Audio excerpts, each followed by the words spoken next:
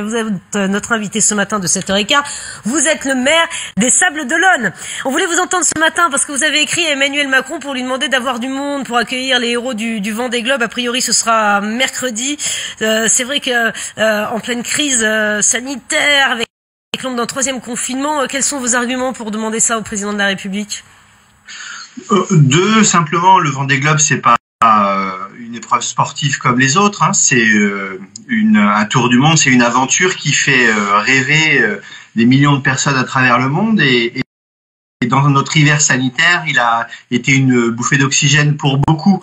Et quand vous voyez l'héroïsme de Jean Le Cam qui a secouru Kevin Escoffier sur PRB à la fin du mois de novembre, le président d'ailleurs de la République a tenu à saluer cet exploit, on n'arrive pas à se résoudre à ce que Jean Le Cam, après cet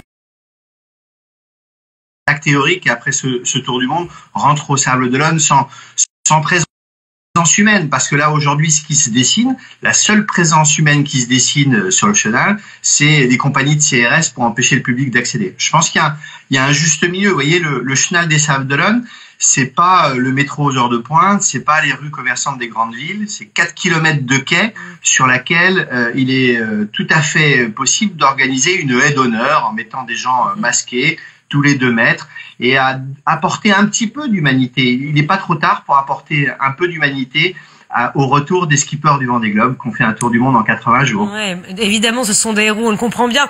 Monsieur le maire, donc des gens masqués tous les 2 mètres, c'est ce que vous proposez. Comment vous allez les choisir? Comment vous choisirez ce public restreint? Je rappelle qu'il y avait en 2017 350 000 spectateurs. C'est pour l'arrivée du Vendée Globe. C'est énorme la foule que vous avez d'habitude. Vous allez les choisir comment?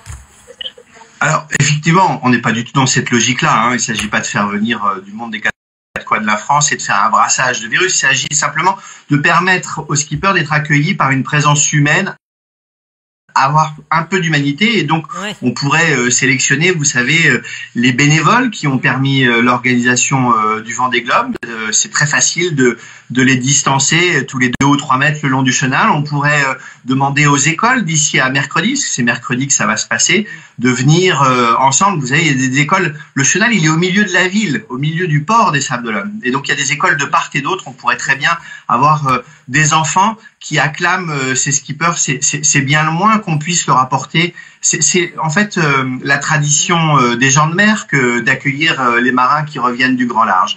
Et là, il s'agit juste d'apporter un peu d'humanité dans un hiver sanitaire un peu contraint, on en a bien conscience. Mais vous savez, moi je suis maire et évidemment mon premier souci c'est de protéger ma population. Mais on peut le faire aussi avec un peu d'humanité et avec une conception différente de l'accueil du public très restreint sur le port et sur le chenal des Sables d'Olonne. Yannick Moreau, est-ce que vous avez des indications? Est-ce qu'Emmanuel Macron a entendu votre demande? Est-ce qu'il y aura un peu quelques personnes pour accueillir les héros du Vendée Globe mercredi?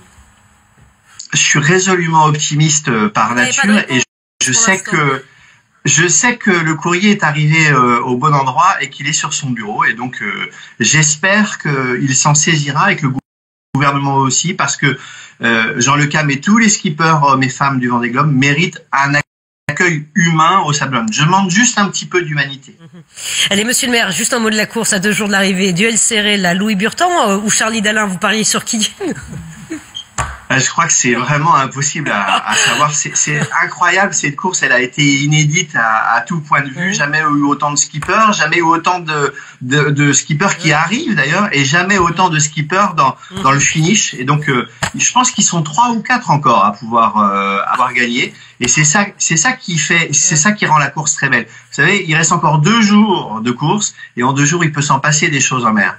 Merci beaucoup à Yannick Moreau d'avoir été en direct avec nous ce matin. On va quitter le Vendée Globe, on va quitter les Sables d'Olonne, on va revenir